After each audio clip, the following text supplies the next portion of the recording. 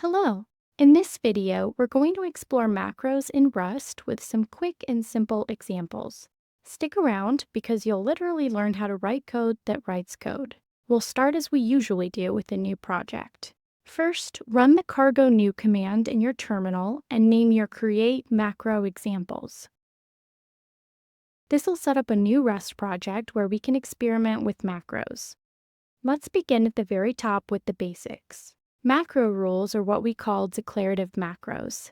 These work like a powerful pattern matching system and fit into the Rust pattern of macros, which are basically code that writes other Rust code, also known as metaprogramming. Macros run at compile time, expanding into regular Rust code before the compiler continues its work. This reduces a lot of boilerplate code and allows for creating domain-specific languages. The declarative macro is a great one to start with.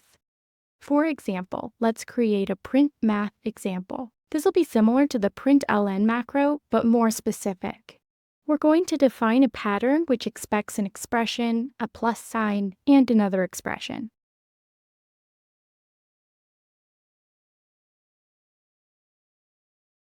In our macro definition, we'll have a transcriber, which is the code generation piece that outputs code when the macro is used. We can define the left term and right term of our expression and then print them out using println, showing the sum of these values.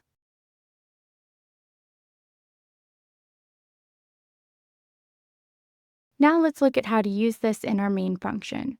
We use printMath with an exclamation mark, which indicates a macro, and pass it 5 plus 3. When we run this with cargo run, we should get a printout of the equation and the result. The sum is 8.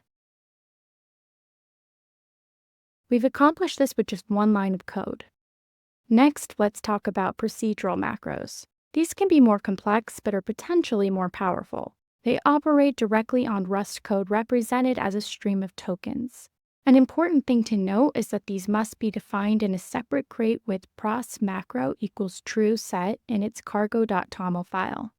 Let's create this separate crate and call it proc macro.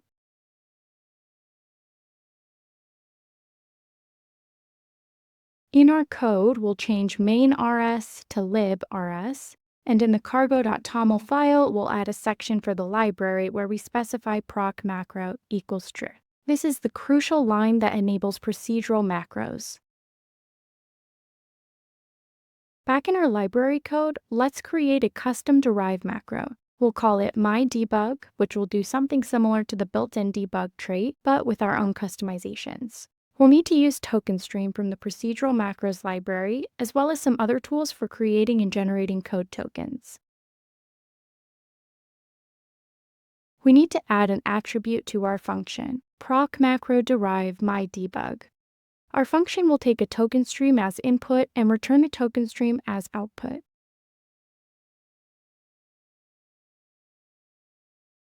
What this means is we're processing the code through our procedural macro. Again, this is metaprogramming.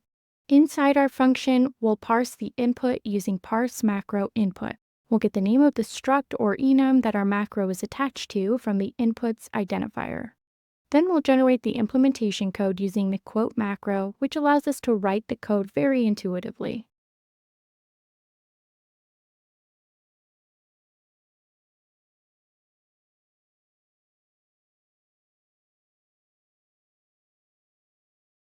We'll write an implementation of the MyDebug trait for the type our macro is applied to.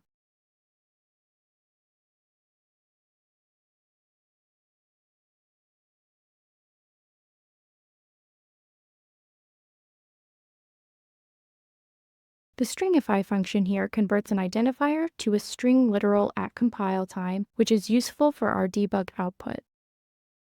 The last part is that we have our token stream from the expanded code that we're generating, and we return that without a semicolon at the end because we want to return this value from our function. Now let's go ahead and import this library in our main project.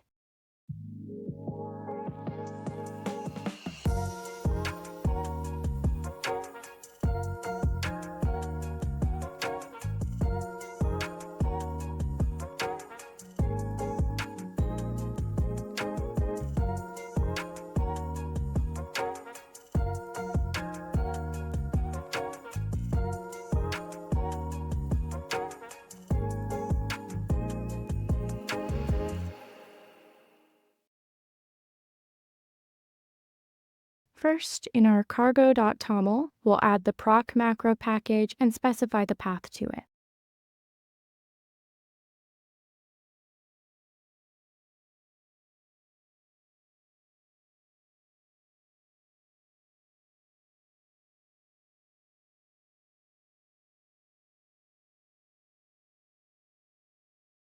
Then at the top of our main.rs file, we'll use the MyDebug trait that we've created.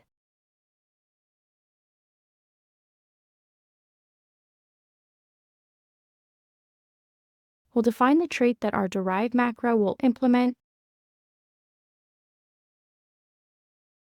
and then we'll apply the derive macro to a struct, like a point with x and y coordinates.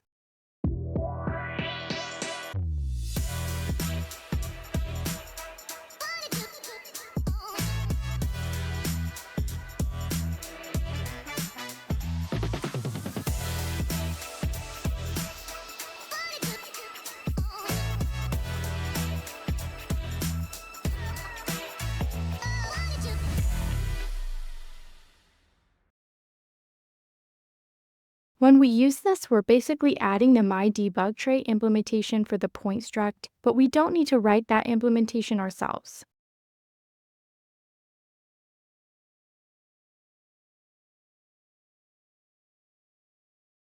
Let's make this more interesting by creating another struct called userData and applying our MyDebug trait to it as well.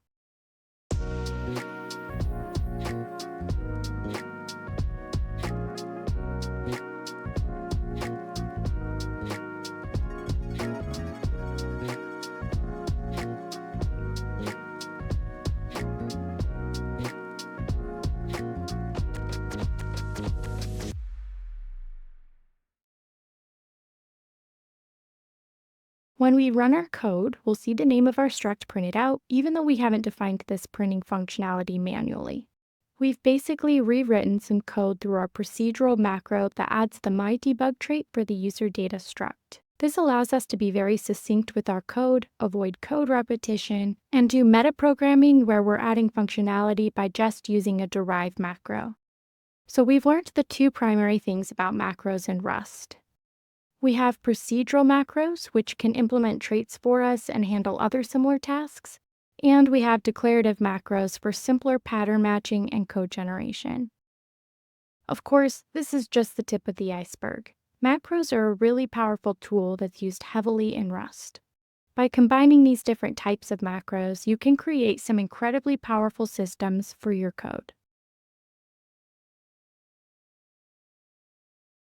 Let's revisit our procedural macro example. When we defined our MyDebug trait with the proc macro, we actually created a function that takes a token stream and outputs a token stream. The input is the code that our macro is attached to, and the output is the additional code we're generating. In our implementation, we used the quote macro to generate the implementation of MyDebug for our struct. This included a MyDebug method that prints the name of the struct followed by its debug representation. The stringify function converts the struct name into a string at compile time so we can display it. When we applied derive MyDebug to our point struct, we were basically telling the compiler to run our procedural macro on this struct, which added the implementation of MyDebug for point. This is similar to how built-in derives like debug or clone work. We can apply the same derive to different structs like userData and get the same functionality without writing the implementation code ourselves. This is the power of metaprogramming. We write code once that generates code for many different types. For our declarative macro printMath, we defined a pattern that matches an expression, a plus sign, and another expression. When we call printMath !5 plus 3, the macro matches this pattern and expands into the code we defined, calculating and printing the sum. What's important to understand is that macros run at compile time before the code is actually executed. They expand into regular Rust code that the compiler then processes. This is different from functions, which run at runtime. Macros are especially useful for reducing repetitive code. If you find yourself writing very similar code over and over, a macro might be a good solution. They're also useful for creating domain-specific languages within Rust, making your code more expressive and easier to read. Procedural macros must live in their own crate with proc macro equals true in the cargo.toml file. This is a limitation of the Rust compiler, but it also helps keep your code organized. The three types of procedural macros are custom derive macros, like our MyDebug example, attribute-like macros, and function-like macros.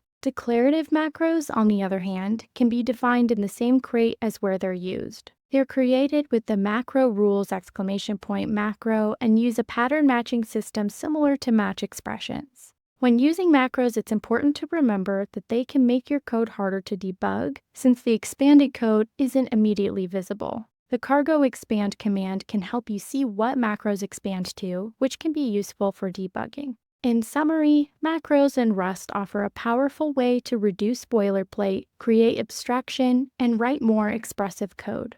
They're an essential tool in any Rust programmer's toolkit, allowing you to write code that writes code.